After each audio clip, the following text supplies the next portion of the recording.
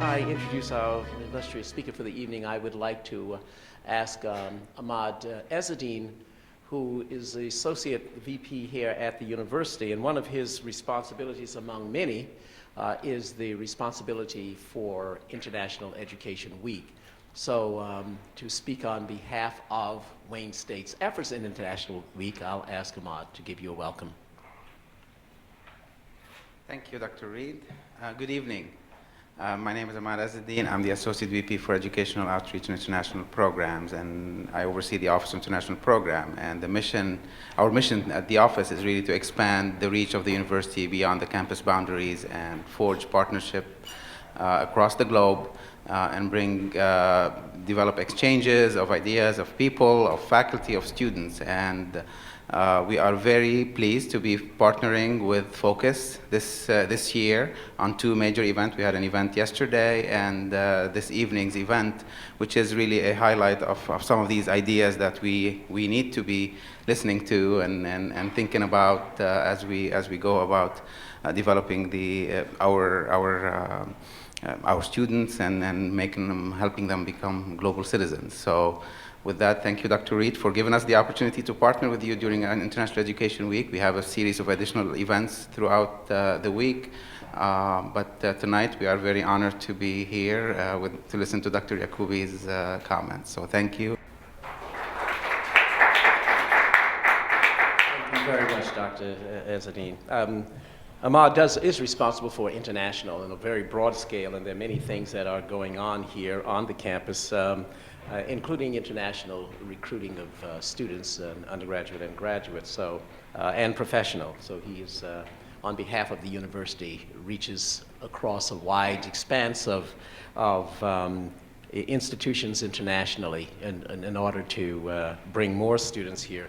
I think as a result of that, we started out some years ago with a small clutch of some 8 to 10 students from Brazil, and today that program is roughly 250 students. So it takes time to build, but as it builds, it does pay off in the long run. I do want to welcome you here. I'm Irvin D. Reed. I'm the director of the African Democracy Project Program, but also a forum on contemporary issues in society, which hosts a number of programs under the sponsorship of the Eugene Applebaum Chair in Community Engagement. In October of 2012, a member of the Taliban shot a young woman, Pakistani, that all of you know now simply as Malala. She was shot in the head and in the neck as she was riding in a school bus. The attempt on her life was termed punishment for her crime of advocating for girls and girls' education. Fortunately, after surgery, you know the rest of this story, and to jump really way ahead, she is a recipient, along with a gentleman from India, of this year's Nobel Peace Prize. I thought it was interesting that her education continued, and she got word of her receiving the Nobel Prize as she was sitting in a chemistry class in England, where she is studying now. And shortly after acknowledging the receipt of the Nobel Prize, she went immediately back to her lab and continued her work. Excuse me. Unfortunately, there still remains very strong prejudice against women's education in that part of the world that Malala comes from, which includes primarily Pakistan and Afghanistan, but also elsewhere. Religious fanaticism and traditional cultural practices have long caused a systematic denial of educational opportunities to girls and women. When the Taliban came to power in Afghanistan in 1996, it issued a prohibition against female education and closed most girls' schools. There were girls' schools in it before the Taliban. According to the Women's Initiative of the George W. Bush Institute, under the group's control, girls' enrollment in school plunged from 32% to just 6.4%. A typical 14-year-old Afghan girl has already been forced to leave formal education and is at risk of forced marriage or early motherhood. If she is somehow able to attend school, she has reason to fear acts of violence on her schoolhouse and on her own personage. In 2013, the Bush Institute reported that 76% of Afghan girls had never attended school, and only 12.6% can actually read. And to know and to understand the violence that people face who try to encourage and facilitate girls' education in Afghanistan, I had the opportunity to talk to our very special guest tonight about this front page article in the New York Times just this past Sunday. A suicide bomber attacked an armored car carrying a prominent Afghan women's rights leader and member of parliament in Kabul on Sunday morning, killing 3 people and wounded 32 others, Afghan officials reported. The lawmaker, who was apparently the target of the attack, Sukriya Barakzai, I'm sure you will correct my pronunciation on that a bit later, survived the blast, which occurred several hundred feet away from Parliament building, her destination at the time. She had once helped run underground schools for girls during the Taliban era. She quickly emerged as a public figure in Afghanistan not long after the American-led coalition toppled the Taliban government. Now, I read this particular thing because those of you who had a chance to see the video in the lobby know that our very special guest tonight really struggled to create a network of underground schools to do precisely this. She often travels to Afghanistan, and obviously her security is of great concern to anyone who know her and know her commitment to this project. Afghan native Dr. Sakina Yaqubi has been and continues to be a powerful voice in focusing attention on the urgent need for women's rights, education, and health care in Afghanistan. She is executive director of the Afghan Institute of Learning, which she founded in 1995 as a non-government organization and led by Afghan women. The Institute supported 80 underground home schools for 3,000 girls during the Taliban years. Today, it works with communities to find inventive ways to deliver educational opportunities to women, especially to those who find that their roles as mothers and wives have been cut off, they've cut off access to their education, to further schooling. Dr. Yaqubi came to the United States in the 1970s, earning bachelor's degree in biological sciences from the University of Pacific and master's degree in public health from Loma Linda University.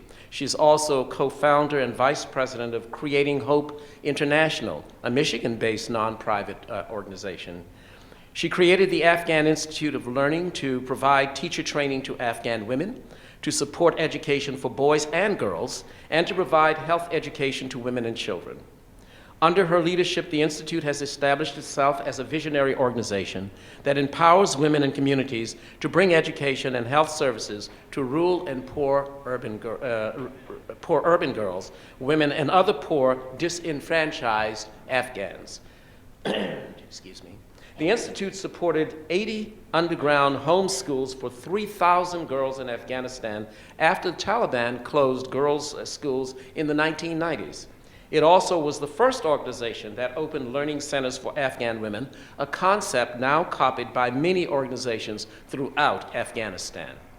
The Institute served hundreds of thousands of women and children each year through its learning centers, schools, and clinics in both Afghanistan and Pakistan.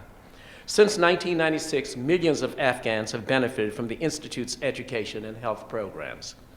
Dr. Yaqubi and the Afghan Institute of Learning have received a long list of honors for their efforts on behalf of Afghan women and children, including many awards from prestigious international organizations. In 2005, she was among 1,000 women nominated jointly to receive the Nobel Peace Prize for her work and the work of other women who were among that very large group. In February 2009, she was cited by Americans for the United Nations Population Fund as someone who has increased the literacy and improved the health of Afghan women and girls despite decades of armed conflict and a ban on girls' education during the Taliban regime. So, ladies and gentlemen, please join me in welcoming Dr. Sakina Yaqubi. Thank you.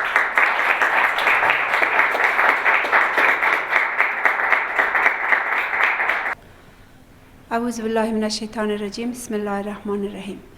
First of all, I would like to thank Dr. Reed for inviting me in this event. I am very thankful for him inviting me on behalf of the women and children of Afghanistan.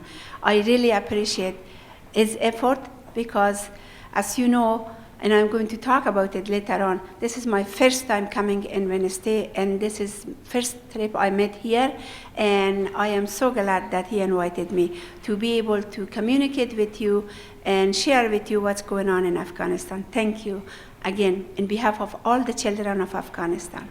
And also, I am delighted to know Dr. Ahmad because really I heard about Wednesday because I have some family member here, and they said that this university have improved the international community tremendously since a long time ago. And so I am very delighted to hear that. Thank you very much. And also I would like to thank every one of you in such a cold night, late, and you gave your precious time to us and you came here. So I am very thankful to every one of you. Thank you for coming and spending some time with us. Okay.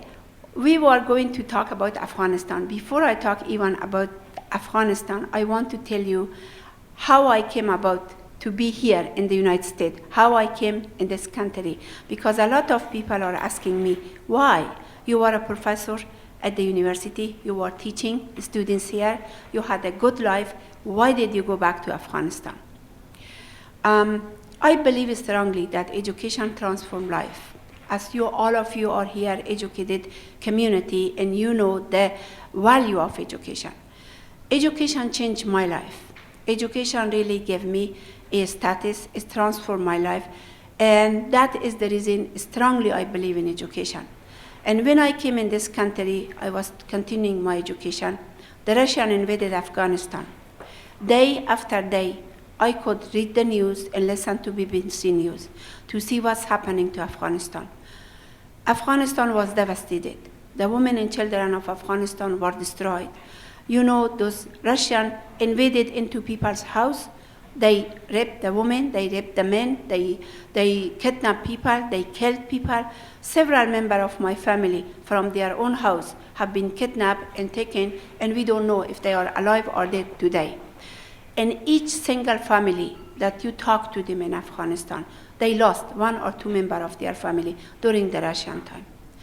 As the Russian invaded Afghanistan, and I was here in this country studying and concentrating in my education, but my heart was in Afghanistan because continuously I communicate with my family. I wanted to go back, but they said, I cannot go back. It's happened that my family became a refugee also in Iran because they have to get out of the country because Russian invaded my house, took my family, belonging, everything. So my father with my sister and brother, they ran for their life. And you know, when you see situation like that, you wonder, what can you do as an individual to help that nation, to help those people? And I did not want to stay here because I could see that here everybody is educated. Everybody could do something with the people. But over there, they needed me to go there. I went to the refugee camp. Let me tell you a little bit about the refugee camp. When I got there, it was 7 million people were refugee in Pakistan. 3 million people were refugee in Iran. And you know, I took the time and went camp to camp and tried to do a survey to see what's going on there. And when I went there, every corner, there were women with 4 or 5 children sitting there, have not doing anything, crying, weeping, telling a story. That was the situation. There were young women, 14, 15 years old, young children. They were all sitting in the camp doing nothing. And that really told me that this is not life. These people has to change. And sometimes even I talk to them, they could not talk to me. They were not able to talk to me. They didn't have self-confidence. They were afraid to even talk to me as a woman. They were sitting in the refugee camp in Pakistan, and at night, even the Pakistan soldiers were bothering them. Here they fled Afghanistan and came to the refugee camp, and there also they are not resting. They don't have a peaceful life. And they could not say no because the Pakistani government were the host, and they were afraid that if they report any incidents, so they will be again be driven back from the Pakistan. So the situation was that way. And what could I do as one individual? There was no way that I could help millions and millions of people with finance or with something else. At that moment, the things that come to my mind, and education changed my life. I support my family.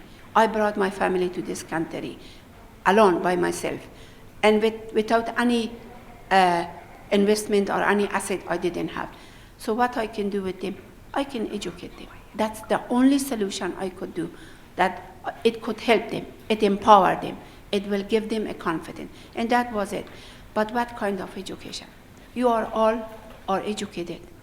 Education is true, education is good, important, but if you do not provide quality education, I don't think you will accomplish what is you are after, especially in the refugee camp. So I was after quality education. You might ask me, what is quality education in your sense? What do you think about quality education? For me, quality education was critical thinking. Critical thinking provides quality education. Because when I was in Afghanistan, when I grew up, I did finish high school in Afghanistan. I was the first student. I did good in school. But when I came in this country, I didn't know that much at all, because I forgot everything I learned, because it was just rote memorization. So I did not want that happen to Afghanistan, to Afghan community. At the time also, because Russia invaded Afghanistan, the people of Afghanistan were in Peshawar, Pakistan, but they were blaming the system, the new system of Russian coming on education, so they didn't want to do anything in education. Although at that time, the civil war was going on in Afghanistan, but we could have some schooling in Pakistan, but they didn't want to have anything. How I'm going to really convince these people that education is good? How I'm going to fight the world road? How I'm going to fight the mullah? How I'm going to fight the traditional people that yes, education is important. Education is going to change your life. That wasn't an easy task. So what we did, we decided to write first manual, teacher training manual. And the only way that we could really have a quality program, quality curriculum in our hand.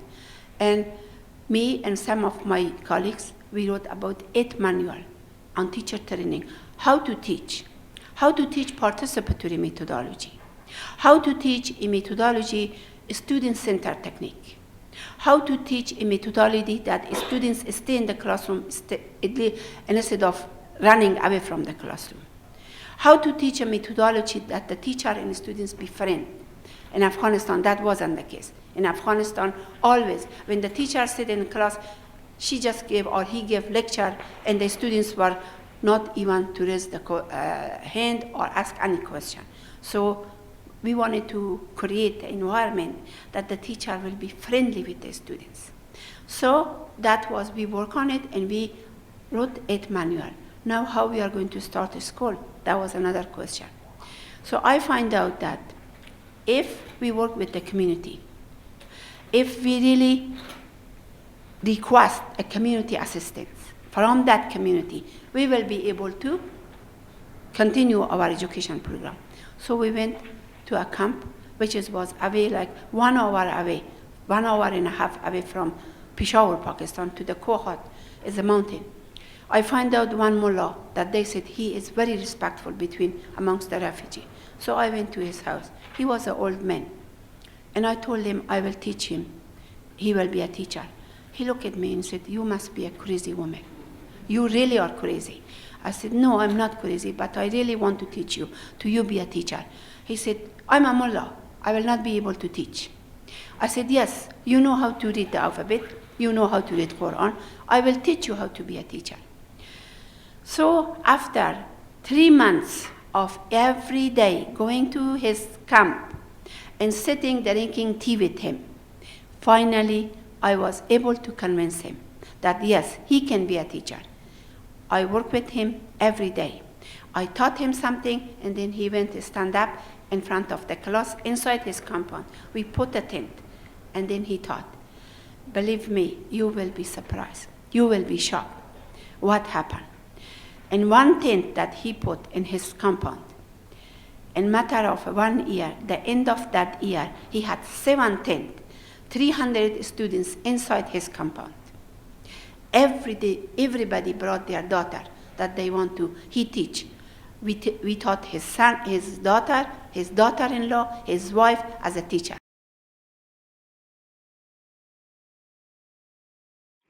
Because Taliban had no mercy to anyone. If they capture anybody who has a book in their hand, if they capture any woman coming into the compound, if they capture any child, they will just right there. They cut their head, or they burn them, or they put them on a cross or something, whatever they do. So it wasn't an easy, request, and it wasn't easy say yes, okay, we will do it. Then again, we have to sit around table with community, talk to them, and say in one condition we open a school for you. If you protect us, if you give the house for us, if you choose the teacher from the same community, that we will be able to, bring the students there. And that teacher will be somebody that all the rest of the community will trust in that. And so that happened. We set up school after school in 4 provinces of Afghanistan. There are times that people ask me, Sakina, why EOL school were not burned? Because a lot of schools were burned during the time. A lot of children were killed. But I tell you why. One of the reasons that our schools were not burned, because we really set up policy. We set up policy and procedure with the community. We went to the place that people came ask us, and we built a trust with them. We built a trust with them, and they built a trust with us. And they said, okay, we want the school. If we went in there like some other international organization go and say they want to open the school, and they want their own agenda, and they want their own curriculum, and that way, they fall. They could not do it. Once you did it with the community, with the request of the community, it was their school. It was their work. They didn't feel it's your school, it's their school. So as a result, we were able to have from 1st grade through 8th grade in the classroom. And believe me, I want to tell you here, right now, a story that what happened. I am so glad we had those students, because those students from 1st grade through 8th grade, they sat in one classroom, and one teacher taught them, but the students help each other. And as a result, today, when I'm in Afghanistan, I turn my face each direction. Lawyer, engineer, doctor, they are saying Ustad, they call me professor. They are my students from that time. And just recently, I was in Hartford University with Dr. Reed, your wife. And I was there, and I gave him the presentation in front of the class. I was sitting there and talking, and one of the students was weeping, crying, and I could not help it. Almost I was interrupting my lecture to go to see what is wrong. So I called myself, and after I went, and I said, what's wrong with you? And you know what she said to me? She said, you are my Ustad, you are the person who I went to your school during the Taliban. Bright students and 4 scholarships right now at the university. Not only had 4 of them sitting in Frankfurt, and they are from the time of the Taliban underground school. And you know how I felt? I was like sort of had goosebumps in my body, because I said, God, thank you, Now if I die, and if I be killed, no problem. They will be a leader. They will have a leadership that what I wanted. Because the education that I got in this country, it's really transformed my life. And I want those kids to transform their life. I want them to be free spirit. I want them to have a freedom of democracy. I want them to have a freedom of leadership. And today they are here in this country, and they are getting education. And that is the beauty of having those underground schools. It was tough. One time, a lot of people said, why the students were not captured? One time, only one time, one of the donors went to one of our underground schools. They asked me permission. They didn't go like that. I said, in one condition you can go. If you wear chador, this book, and you can go to the class. They did. She was from England. She did go. And she took some pictures. And one week she was good because she came out and she wrote an excellent report about the home school. And instead of 35 students, each class that she visited, 70 students in the classroom, she reported. But what happened, the children got out of the class and they were talking that somebody was taking picture, and Taliban find out. The next day, Taliban were early morning going to raid into the house. And you know this community, because of support of the community, what happened? The news came to the school, and the teacher were prepared to put the book somewhere else and try to get rid of the children, and said, no, we don't have a school here. And thank God. Otherwise, every one of those kids will be killed, and that teacher will be killed. You can imagine what happened to me. My heart was beating like this, because that was horrible news for me, that God forbid if these 100 students will be killed, all like massacre right there, because they had no mercy to anyone. They were those kinds. And those people are still in Afghanistan. What I want to tell you a little bit, jumping from here to there, because it would be a long story to tell all the level that we went.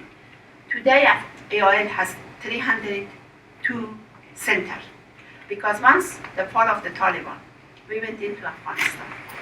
We built center, and instead of having a school, we built center.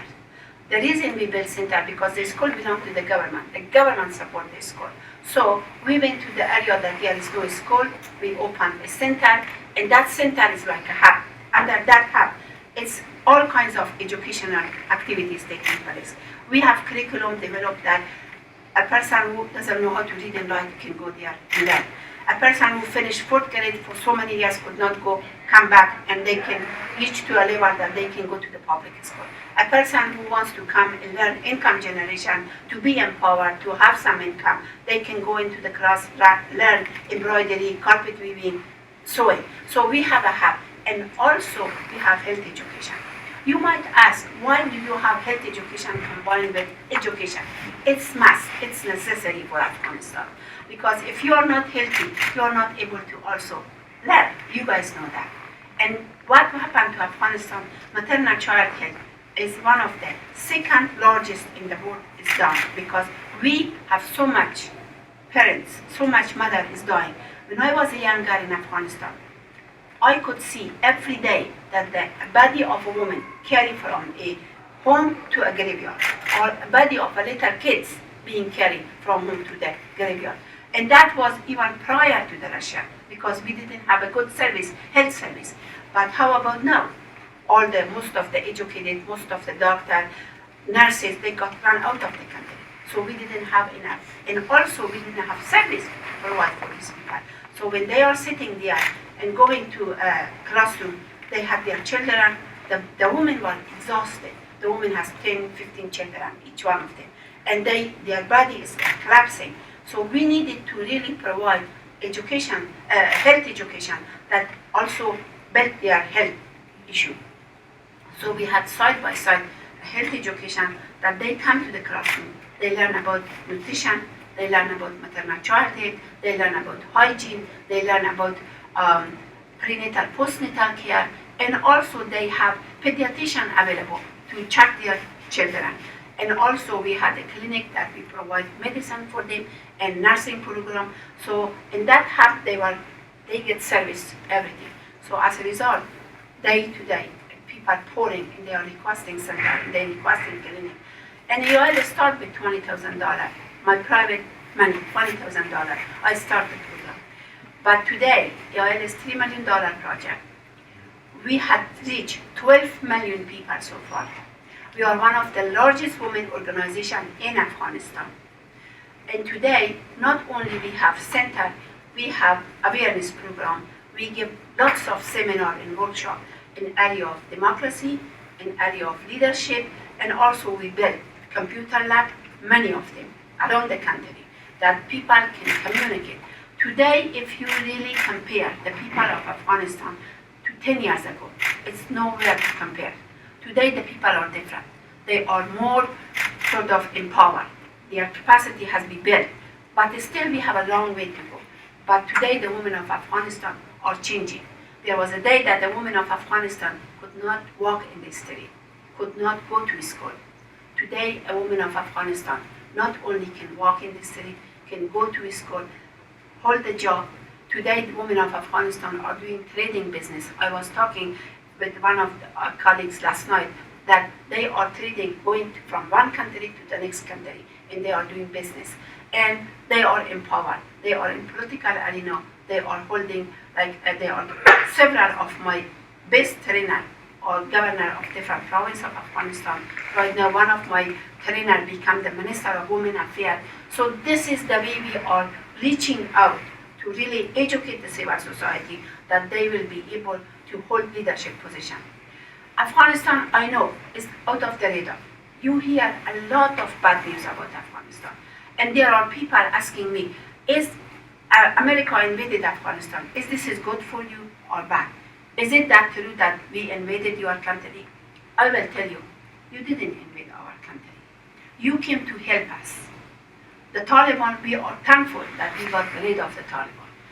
And also, you try to bring the system of democracy. But here I have a question. The system of democracy cannot, last night Dr. Reed was talking, the ambassador was saying that you do not bring a democracy to a country. A democracy has to grow, develop from within. That's one thing.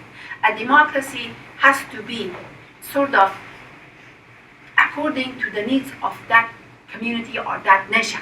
You cannot bring a democracy from the United States or from Europe and implement it into Afghanistan.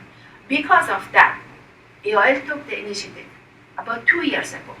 We tried to teach democracy, process of democracy. What is democracy? What is the rule of law?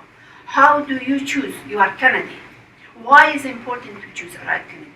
You know, we had a government that Karzai was supposed to be chosen by the people, but he was not chosen by the people. He cheated. For the second time, he cheated, and he became the president of Afghanistan.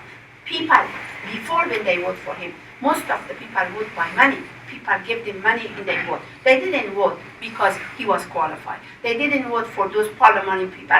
Some parliament members were there that they really did not know anything at all about the government. They didn't know. But they were chosen because some wardrobe said, you choose this woman, you choose that woman, or you choose this individual, you choose that individual. So people just got bought by money and they were voting for those people. But we said we must change this. And through how we could change, you cannot tell people to go and choose this person or that person. But we set the process of democracy. How to choose, go read the bio of this person. See this person, what this person did for you in the country. How long they have been involved with the politics. So we start working on that. In the rule of law, in my country, do you know that a person can kill somebody and they will never go to court? Many people did that. And they find out this person has been killing so-and-so, or capturing somebody, or kidnapping. They captured him. They find it. They could not implement the law because somebody else called and said, there, you touch this person. If you touch, you will be killed and shot to death. So as a result, the court, the judge, the lawyer, they all sit there and they could not do anything. So the rule of law was very important for us to really work on it. And that is me. That's when I say education. Education is the key issue for developing a nation. Education is a key issue for really building a nation to get out of those, rigid tradition. That's the only way that you can do it. Otherwise, people will just like a sheep follow everybody. And for 2 years, AOL worked through this process of democracy. And when there was a time for election, you know that we had like 25 candidates for presidency. And you know most of them were corrupted people. I tell you today. Every one of them were corrupted, warlord, some people with power, some people with behind somebody else. But we had only few good people to be candidates. And you know, those people went stand up on the line. And they offered them money. They offered them many things. But women of Afghanistan stand up on the line. For days, for hours and hours. And what happened? They went and voted very faithfully and knowingly they vote. They vote for Dr. Abdullah, they vote for Ashraf Ghani. And those two were the best one between all the candidates. Yes, we had a problem with democracy because what happened? Again, somebody really cheated. Who cheated? The government of Afghanistan. Again, cheated and misplace the ballot box from here to here and add more ballot box. Try to really create a problem between these two candidates. But thanks to the people of Afghanistan, thanks to the awareness of women, awareness of men, young men, students from university, they come by hundreds in my office. And they said, can we have a space? They sit around the table. We give them a space, we give them tea, we give them water, and say discuss. And we throw two facilitators to really work with them. And they, hour and hour, they were discussing politics. And as a result, those young university students, and that is so important, that really the university is the place, education is the area that you really transform mind. So they really went there and faithfully they vote and they choose their candidate. Yes, we have a unity government right now. A lot of you maybe think that, is this unity government is going to work or not? We hope that it works. But even if it doesn't work, at least for a year or 2 years, that people get established, the rule of law gets established, the people in the parliament get to be chosen, I think that it will. I have a strong faith. You will might see, how is Afghanistan right now today? Is safe or not? Well, there are people asking me, can we come to Afghanistan? I said, I'm going to Afghanistan. I'm living in Afghanistan. But I could not guarantee your life in Afghanistan because I don't know what will happen. Every day in the morning we get up. In the afternoon we do not know if we go back home or not. Do I have a bodyguard? Do I have to go by car? I never can walk on the street. I can tell you that much. You never know where I live. That's for sure. But should we stop? No. That's the only way we can get done things. We continuously do our work, continuously we educate people, especially young men and young women. We want them to really continuously study leadership. A lot of students, I brought as a scholarship to this country, to New York, to California, to Washington, and they are trying to study leadership. And that is, we are trying to build democracy and bring leadership to the country. But country is not safe yet. But that doesn't mean that people cannot come there. Afghanistan has a bright future. I really feel for a bright future. But yes, there are people who are threatening us right now with the new government. Only almost is a month that our new government took place. But then for this 1 month, a lot of like muscle exercise, Taliban are bombing here, kidnapping here, killing there. As Dr. Reed said today, the member of our parliament, Shukriya Barakzai, was, a target. So thank God she was not killed, but 31 people were killed and injured. So things are not calm in Afghanistan. But are we going to scare now? What Ashraf Ghani is doing that right now? The first thing as soon as he got office, he is really targeting the rule of law, which is sure because Afghanistan has a so corrupted country.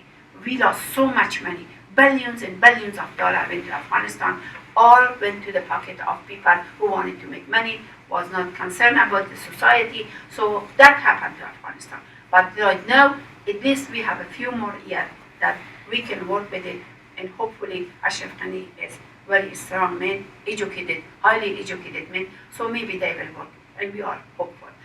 I can go on and I can talk forever because I am so proud of EIA. The people who work with me, I just want to tell you, the people of Afghanistan are bright. They are smart, they are intelligent, they love Afghanistan. I love Afghanistan. But what happened? We didn't have opportunity. Now is the time that we really have the opportunity, and I ask any of you to share this with your colleagues, to share with your family, that we should not let Afghanistan to fall down from the radar. Let's keep the Afghanistan in mind, because Afghan women, especially Afghan women, are counting in the American international community, because American or international community were the people constantly were asking the women of Afghanistan to get up, stand up on your feet. And now, if you leave them alone, it would be not good. I think that they are fighting, and you should stay beside them and let them to prove to you that they are intelligent, they are smart, they are fighting there. But it's in 1 year, in 2 years, you could not get educated. All of you are educated. You know how many years it takes to accomplish something. So it's not overnight. It will take time for that country to be in a position that they can really run the nation. It takes time. Thank you very, very much. I really appreciate it. I am sorry for this incident, but it has happened. So, thank you.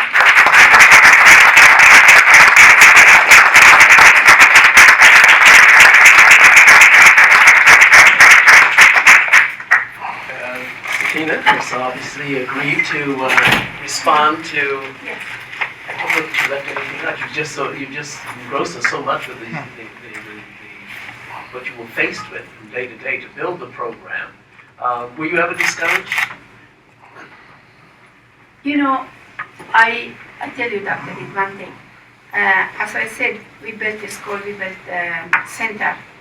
There were many days that I got discouraged, disappointed, very sad. But when I went to the preschool, and I saw those kids, happy face, smiling, they are playing together, all the worry and all the sadness went away. It went away, really it did.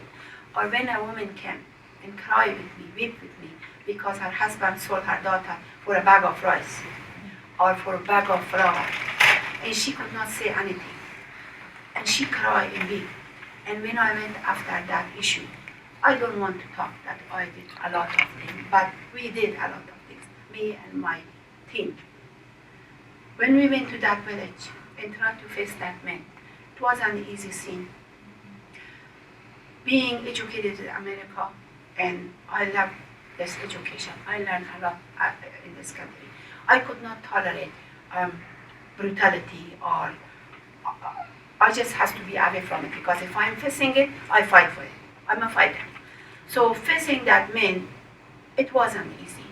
And looking those men that they are doing that to their wife and trying to convince him, hey, how you call yourself Muslim? She is a child. And he told me, how do you know my stomach is empty and my children are hungry and I need to feed the other? And how do I respond to her? By quotation from Quran. You can ask her. You ask your neighbor. You ask somewhere. You do something, but not to sell this guy. This is a little girl. She is growing up. And when you solve this problem, and you saw that woman, that little child, and hug you, and kiss you, and thank you, many cases maybe you are not reaching it. You know with your heart that there's not only this case, maybe 100 cases like that. It's over there. But then that smile makes solve all the problem. Questions? Who wants to go first? Sally? Always so. Yes, please. When did the boys get included? You said at first it was just girls with your donors. Yes, that's a good question. I'm going to tell you a story about that. Well, the donor wanted to we help the women, not me. And it was 2002. I was going from Kabul to the north part of Afghanistan, driving in my car with 4 trainers. As we were driving, and all of a sudden we had a seminar, teacher training seminar. The core of our program is teacher training. We try to train as many. We trained so far 20,000 teachers. So we were going up north in the car. My bodyguard with me, a driver, and 4 other trainers. And we driving. All of a sudden, in the middle of the road, 19 young men, dirty-looking young men that you ever can imagine. The beer up to here, the rifle is here, block the road, right there in front of me. And I told the driver, what's wrong? He said, I don't know, they are not letting us go. And my bodyguard rolled the window and said, what do you want? He said, nothing. They called my name. They want me. And you know, he said again, I can come, what do you want? What you are asking? He said, nothing. We want her. They called my name. And by that time, believe me, I never forget that day. The women were crying, floating on the floor of the car, and saying, oh, my baby, my husband, my family. They said they are going to kill us. There is no way that we can escape this alive. And by that time, I was shaking like this. Here, I am with these 6 people, responsible. I am responsible for this. What I'm going to do? I just told my bodyguard, get up, I'm going. And he said, no, absolutely. I said, no. Just I push him aside, and I walk out of the car. I was shaking so hard that I really tell you, if I didn't hold the car, that side of the car, I will fall on the ground. I went and said, what do you want? They said, we know every day where you are going. We follow you. We know where is your program. We know what you do. But you tell us what we should do. I look at them, I say, what do you mean? What can I do for you? They said, you think what you can do for us. And I said, I don't know. I don't know what I can do for you. I can do nothing for you. They said, he took the gun and pointed to me. He said, we know this. We know how to shoot. We know how to kill. Nothing else.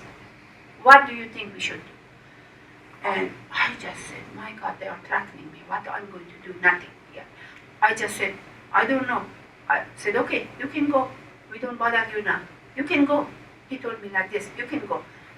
I got to the car and I told the driver, turn around. We just can go. And there we have a seminar going on, and 100 people are waiting for us to get to the seminar. And at that time we didn't have a cell phone to call and say this and that.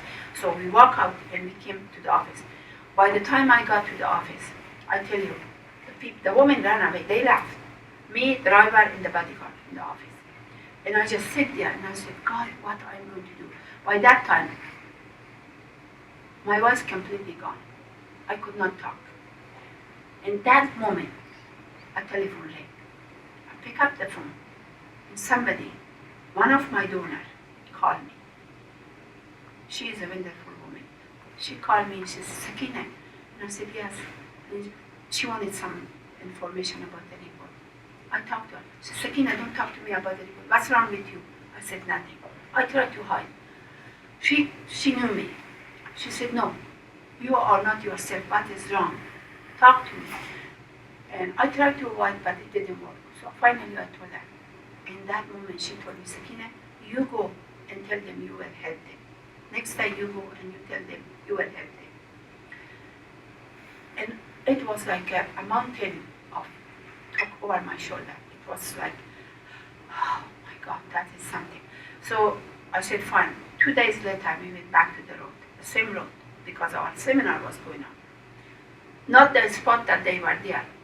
2 blocks farther, they were there, in the middle of the road again. I stopped the car, and I didn't want to take them to my center, because still, I was not sure if they are going to kill us, if they are going to go with us in some kind of trick and take over there. But I walked. I said, let's go to the mosque. I took them to the mosque. And I told them, okay, in one condition, I will do something for you. If you change, I couldn't even talk to them. It was horrible looking people. And they said, yes. I said, second thing, I want you to come every day to the class. You come to the class. They said, yes. And I tell you today, those people, in a matter of 4 months and a half, they learn how to read and write. As soon as they learn how to read and write, I put 4 teachers for them in the mosque. Let them to teach English, computer, and also other subjects. In a matter of 5 years, 5.5 years, they completely finished 8th grade. They learned perfect English and computer. Today, up to today, they are my guide. When I go up north, the area that I go, that I don't know the area, they are with the gun in front of me and going with me. And that is education do for you. And that, since then, we start having boys and girls in our program. We give teacher training to men, teacher training for women. The same, we give women's rights, human rights, issue, democracy, peace, education, any subject, gender equality, any subject that we give training, we give for men and men, side by side. And so far, thank God, nothing happened to our program, because one other thing, I'm a very strong woman, and also I have policy procedure.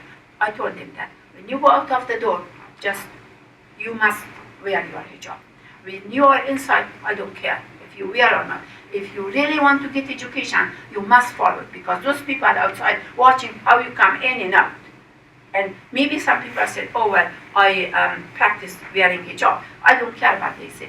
But for me, for those young girls, for those women, it's important. And first, they don't like it. They're beautiful young girls, they want to look nice. They said no. But then, when they sit around the table, We have security meeting almost every month, twice a month in the office. And with all, I have 450 personnel working for me. All 80% of them were women. But we have day to day, we have security training, and also we talk about hijab. Cover yourself, put your hijab, and you can be as fashionable as you want, but cover completely. And when you come to the compound, don't take it. And that is because there are ignorant people over there. They are not educated. They do not understand the Quran at all. They say it's Islam, but that's not Islam. They do not understand Islam, and that's the problem. The issue is not Islam. The issue is ignorance, dealing with those ignorant people. I hope I answered you. Yes, you did. Thank you. Thank you. Questions? Yes. Since you brought it up, I know it's a big topic, but maybe you could touch on how would you describe the differences in your country and here regarding gender equality, is the term you use. Well, first of all, the experience that I have here in this country. I came in this country very young, 18 years old. And when I came here, I was the only foreigner, you can say, as undergraduate students to University of Pacific Southwest. At that time, I was a pre-med student because I wanted to be a doctor. I wanted to be a medical doctor. Going to that medical class, pre-med class, I suffered a lot. As a woman, as a foreigner, and as somebody who was a good student, they sabotaged twice my, I'm sorry to say it, my lab. One time I was trying to make aspirin, purify, and they put dust in my, the lab assistants came and saw and said, we are going to use this for the exam, for the other to check that this is good, because my lab work was good. So, in the next round, when the assistants came and he looked, he said, what happened? I said, I don't know. Somebody put contaminated that one. That was one time. Another time in physiology lab, I worked hard. I had a hard life because the Russian invaded Afghanistan. I was not having any assistance. I got a scholarship. I did all kinds of jobs. I was not rich student from rich family, from middle class. So I did all kinds of jobs that you can take. So as a result, I take the cat to my home, to my apartment, and at night I dissect and they bring back to the lab. So one of my teachers, Dr. Funkazar, I never forget her name, and she said that she's going to use this lab, this cat for the exam, to everybody they put the pointer in there. Oh my God. The next day I came, my cat, and it's 3 days left for the examination, the test. They took the cat from the refrigerator, my cat. And then I have to have my cat to have the test. I cried, and I was upset. And the professor, Dr. Funkazar, said she and a lab assistant sat with me and dissect another cat, and all part because she was so mad. There was prejudice in this country. There was inequality in this country. But one thing I learned that I think in every country there are some, but in this country also some gender equality issue, or also ethnicity issue, also prejudice is this in this country, but not the ways in my country. And here is people sort of different from my country is ignorance, most of it because of ignorance. In this country because of class, because of color, because of this or that. But in my country it's completely different. But yes, in this country I saw it in my own eyes and I felt it. I felt it. There was time that because I was a foreigner, I wasn't welcome. There was students wanting to study. I never forget. Now you open my mouth. I'm just telling you, there are many good things in this country that I will carry for the rest of my life. And during my students' time, I was a pre-med student. Everybody was. I think it was the time that everybody also fighting for medical school. The students in here could not get to medical school, so we had hard time getting. Except you had to get students in the medical school. So there were boys I was a girl, there was few girls in my class, and so they wanted to study together, and they didn't want me to do a group study with them. I have to solve my own problem by myself. Yes. Thank you. I hope I answered you. Yes, thank you. Other questions, comments? Well, yes, please. I know that it's very difficult to go to very remote parts of Afghanistan with poor roads and so forth. How challenging it is for you to go to all the very far away places where there's not even sufficient number of people to make a school. They are remote like there. How are you able to reach, or are you just able to reach where there's a large population? No, thank you. We are trying to reach as far distance as we could go, if security allows us. Because my staff, all women, I can go to a province that I can, or village that there is not too much killing and capturing and kidnapping. It's problem, but it's not that much problem. We go to those areas. How we have a school? Is there a school? No, there is not a school sometimes. We built a school. We don't build a building. We go to somebody's home. We said, you give your home for us, and we put a class there. That's the way we do. And we pay a rent for them sometimes. Sometimes they give voluntarily their house available, because we hire somebody from that house to be a housekeeper, to be a doorkeeper. So then we have the school in that compound. Or sometimes we completely rent the whole house. We can rent from that community a small house, and then we have our staff going there, and we hire. Usually, everywhere we go, we hire from that community. The only time that we hire from further the village to this furthest distant village, that we take those people because there is no teacher. We take them from there and bring them to there, and they teach, and then they go back to there. Yes, we try to go as many places as we could that there is not reachable. I have a very sensitive question, and it's a little uncomfortable, but I'll ask. Yes. In India, I know this happens in small villages. Once the girls start menstruating, do they still send the girls over, or they stop sending the girls when menstruation starts? Yes, this is what the reality is yes. in many remote parts of remote India. possible. Yes, several reasons. One is that first of all, most of even in suburb, even in a city, sometimes people. My own family, I'm the only girl from my family that were able to finish 12th grade from my community.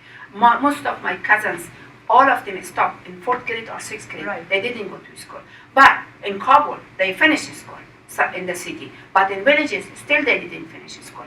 Because as soon as you are passing that time, that like in 12 years old or 13 years old, then they do not want you to go to school. Still that tradition exists.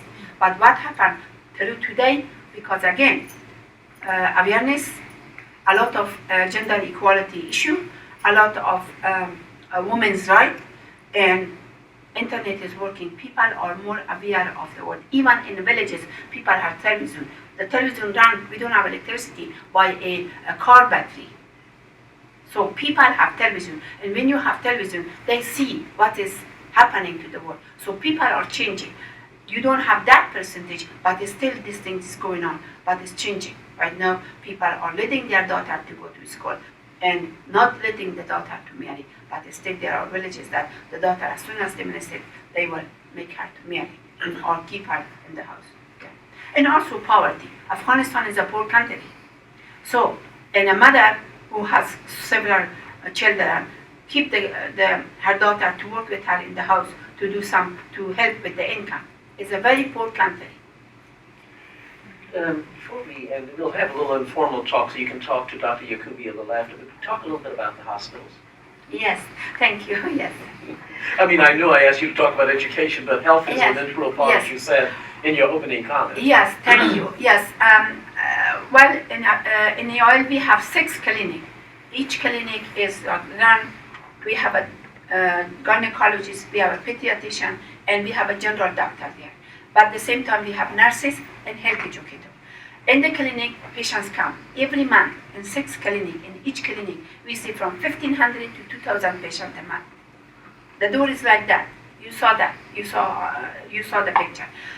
They come and see the doctor. When they come to see the doctor, before they get a number, they are sitting in the waiting room, the waiting hall. While they are waiting, we give them health education. We provide health education because we believe, first of all, Afghanistan is a poor country. Everybody could not afford to go to the doctor. Second, because their knowledge is so limited about hygiene, about nutrition, about prenatal, postnatal care, about immunization, that they really need to learn something. Even some people from the city, you'll be surprised that even people from the city, they don't have that knowledge of it. It's not like this country. This country, almost everybody is educated about their own body, about their physiology, but not in Afghanistan. So as a result, we teach them health education in the clinic. If it's stomach, we teach them different disease.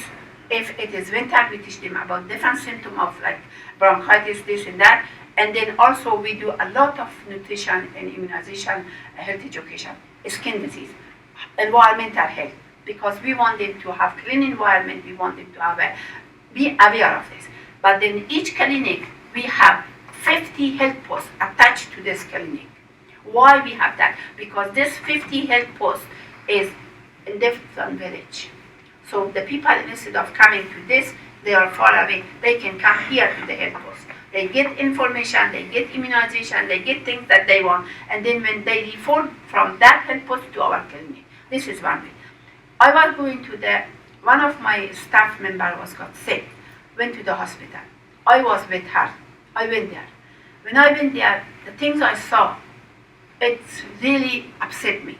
The doctor was not there. The medicine was not there. The patient were on the table to operate. IV was not there, blood was not there. And they were sending the people to go get blood, to go get IV, and somebody else was going after the doctor.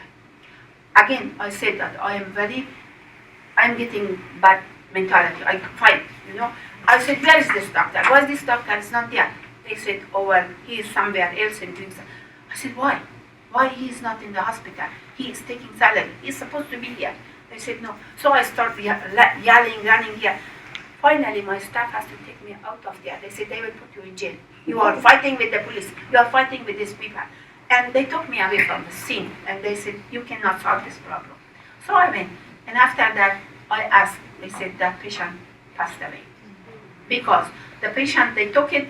The doctor called him and told him, put her on the table, I'm coming. And by the time he came, the patient was dead. And the doctor was there. The blood that they're supposed to transfuse is not there. It's dirty police. I said, this is the first priority for me, to build a hospital. So I built a hospital. I would love to build a hospital in every city, but I could not. I built one hospital in Herat. And that hospital is one of its kind. I built it from scratch. I have a doctor, I have a nurse that they are on time, around the clock they are there.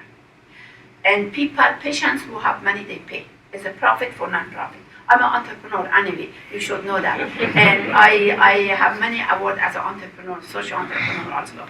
So I said that the patient who can afford must pay. And the patient who could not afford must be side by side with this other patient and be open. And that's happening. As a result, almost 50 to 70 or 50-50, they are coming in that hospital. And we have a good doctor, we have good system, clean hospital, medicine, everything you want is there. But maybe it could not serve the whole country, but it did serve that province. So, Madam Entrepreneurs, say a little bit about the foundation. Well, You have a captive audience. thank you. Well, EOL is one thing that I want to talk about the foundation is that there is 33 provinces in Afghanistan. The government claimed that we have 33 provinces. But in reality, I think that under the control of the government, maybe 22 provinces there. The rest of it under the control of the Taliban. But how you see control of the Taliban? Is there a population living in those provinces? Not that much. A small collective of people living on those areas, and that is under the Taliban, and maybe those are their own family or whatever. But the governor of Afghanistan is not controlling those areas, and we are not in those areas. I hope that if there is a day that there is 33 provinces in Afghanistan, I want to go in every one of those provinces, because EOL has transformed life. EOL as a foundation, I tell you, it's not me to say. Every donor that have been into Afghanistan, every visitor that have been in Afghanistan that have seen EOL, EOL is running operation is like this company because we believe in quality work, we believe in hard work, we don't have that much money to pay. We never took one penny from any government so far. The reason we didn't, because we want to do what people want us to do, not somebody tell us what to do. And because of that philosophy, EOL has been very, very successful. Many people have hard time to understand how could EOL be such a successful organization. I think because of our people, the people who work with me. They are dedicated, they work from their heart. There are many people in government of Afghanistan working, but they are not working from their heart. Unfortunately, they are not. I am ashamed to say it. They are there to just collect money. And because of that, we are still poor. Because of that, there is a lot of problem in the country. But I hope with the new government, we have a better future. Dr. Ahmad was asking a question. Do you have any plans to work with the government, with this new government? Do you coordinate with them? Do you have... Well, for your information, in the previous government, twice I was asked to be Minister of Women Affairs and Minister of Education. Both times I rejected. And you, Dr. Ahmad, you might say, why? Why you don't work with the government that you will help? My point is that, first of all, I'm really not interested in the chair in a position. Because I'm a person that, if I can reach people and transfer people, and I can do that from EOL office, much better than being in a government office. Because in the government office, there are so many tigers there that it's just, if they are swallowing me in one, and he left. So it's not really for me applicable to go and work with the government. With this new government, I am looking very much forward. I know Ashraf Ghani, I know Dr. Abdullah, both of them very well. As a matter of fact, several panels I was with Ashraf Ghani in the same panel. And as a matter of fact, he was telling me to answer the question instead of him. Most of the time I did that. And he knows me very well. But so far, since he's sit in the country as a president, I am outside the country because I am in my mission of trying to get my funding this month. But I have met with his son, Tariq, is my friend also, in Stanford. I was in Palo Alto. We had a meeting there and I talked to him. So we are hopeful. I am very hopeful to work with him. And I am more hopeful now that I talked to Tariq because he is a very young man. He is an entrepreneur and he did his research on his PhD thesis in Afghanistan recently. And he is right now in Berkeley, California, finishing his PhD. I think that he could once in a while coach his father, and that makes me very happy too. So I think that I would like to work with them, help them. Already in the previous government, we did help also. How we help? We train their teacher. We try to give a computer workshop for the staff of the government. We try to build their leadership skill. We give, anytime we had a workshop, we invite them. Some of the people came, but again, it's so limited. You know that. You know the government. So you have Dr. Abdallah and you have Mr. Ghani, and they have a coalition government. Coalition government. And who's president and who's prime minister? Dr. Ashraf Ghani is the president, and Dr. Abdullah is the prime minister. Will that change as the term goes on? Will they swap positions? I don't know. I don't know. Okay. And I don't know what they decide. But it is so new to all of us. Yes. As really. that's a system. But one of the reasons that I really wanted Dr. Yakubi to talk about the whole issue of women education and the education of girls is that we try to relate this to democracy and what democracy does for people. As an abstraction, it means nothing. If it begins to change people's lives, it means something. So I gave her this topic for her to demonstrate how democracy has helped her. And how she had to help democracy effectively to come about that people through education. So I really want to thank you for doing this, and in spite of our challenges, I really appreciate your giving us enlightenment, better understanding of what Americans understand only was a campaign of bombing in places, in faraway places in Afghanistan, and not the real human problems that Afghanis were faced with every day. So appreciate your effort. Well, Dr. Reed, I really appreciate you giving me this opportunity. And as you know, I am an international speaker. I go to many symposia. I have been attending many conferences. But everywhere that I go, one of the issues that I really would like Americans to know, I know Americans sometimes, because they pay tax money, because they hear that billions and billions of dollars went to Afghanistan, and they are asking what happened to that money and why still we have war, or why we didn't really succeed. My point is that when the fall of the Taliban, we didn't have one soldier in Afghanistan. Now we have 300,000 soldiers in Afghanistan. Yes, maybe they are not trained well, but they are there. Yes, this is one thing that Americans should be proud. And I will share this with you. I don't care who said what. We have a system, we have a government. We didn't have a system, we didn't have a government. Yes, the system maybe is corrupted. Yes, the government maybe is not efficient, but we have it. It's established. We are working on it, and it's going to be. Okay, we have to do it. We have to change it. We have to change it. Not American cannot change our people and teach our people what to do and how to do it. They open the door, they open the way for us, and it is now for Afghans to really take this advantage and really implement it. And that is take time again. For a country who have been in war for almost 40 years, continuously, it's not. Do you know billions and billions of landmines in Afghanistan? Do you know that every time I turn around, I see somebody is limping, and a child is limping? There are child. Do you know how many children came to my classroom that they were done because of traumatizing? And they could not even talk. After a while, they become, okay, they become normal, and they start talking. So issue is that Americans should understand that your money, maybe it didn't spend in the right place, and it was not good monitoring. It went to the wrong hand, but at least it went there and it did something for the country, and hopefully the future Afghanistan will be good. And I'm very thankful for that, very thankful.